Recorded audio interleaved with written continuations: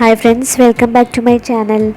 ഇന്ന് ഞാൻ ചീനി വരട്ടേൻ്റെ റെസിപ്പിയാണ് കേട്ടോ കാണിക്കാൻ പോണത്. ഇത് വൈകുന്നേരം ചായയുടെ കൂടെ അടിപൊളി ടേസ്റ്റാണ്.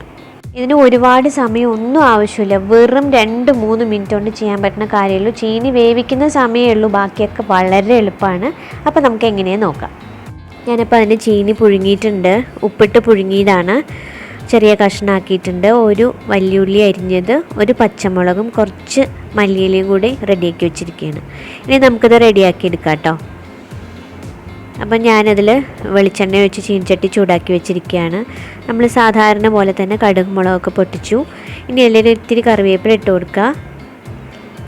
അതൊന്ന് പൊട്ടിക്കഴിഞ്ഞാൽ നമ്മൾ അരിഞ്ഞിച്ചതൊക്കെ ഇതിൽ ആഡ് ചെയ്തിട്ട് നന്നായിട്ട് ഇളക്കി കൊടുക്കുക. അതൊന്ന് വാടി കഴിഞ്ഞതിന് ശേഷം അതിലേക്ക് നമ്മൾ വറ്റൽമുളക് പൊടിച്ചതാണ്, അതൊന്ന് ആഡ് ചെയ്യുക. കാരണം നമ്മൾ ഒരു പച്ചമുളക് ഇട്ടിട്ടുള്ളൂ, എരിവിനനുസരിച്ച് നിങ്ങൾ ഇട്ട് കൊടുത്താൽ മതി കേട്ടോ. ഇനി ആവശ്യത്തിന് ഉപ്പ്, കാരണം ഇതിൽ ഇത്തിരി ഉപ്പ് വേണം, കാരണം മറ്റേതിൽ ഉപ്പിട്ട് വേവിച്ചിട്ടുണ്ടെങ്കിലും. പിന്നെ ഞാൻ മഞ്ഞൾപ്പൊടി ആട്ടോ ഇപ്പോൾ ആഡ് ചെയ്തത്, ഒരു 1/4 ടീസ്പൂൺ മഞ്ഞൾപ്പൊടി. എന്നിട്ട് അതിൻ്റെ പച്ചമണമൊക്കെ മാറിക്കഴിയുമ്പോൾ വേവിച്ച് വെച്ച ചീനി അതിനകത്തേക്ക് ഇട്ട് ഇളക്കി നമ്മൾ 5-10 മിനിറ്റ് ഇതുപോലെ ഇളക്കണം. എന്നാലേ അത് വെളിച്ചെണ്ണയിൽ പിടിച്ച് വരട്ടി കിട്ടുള്ളൂ നമുക്ക്. ഞങ്ങളൊക്കെ ചീനി എന്ന് പറയും, കപ്പ എന്ന് പറയുന്നവരും ഉണ്ട് കേട്ടോ. അപ്പോൾ ഇതിപ്പോൾ റെഡി ആയിട്ടുണ്ട്, നല്ല ടേസ്റ്റാണ് കേട്ടോ. ഇതും ചൂട് ചായയും കൂടെ അടിപൊളിയാണ് കഴിക്കാൻ വൈകുന്നേരമൊക്കെ. നിങ്ങളെല്ലാവരും ഇതൊന്ന് ട്രൈ ചെയ്ത് നോക്കുക.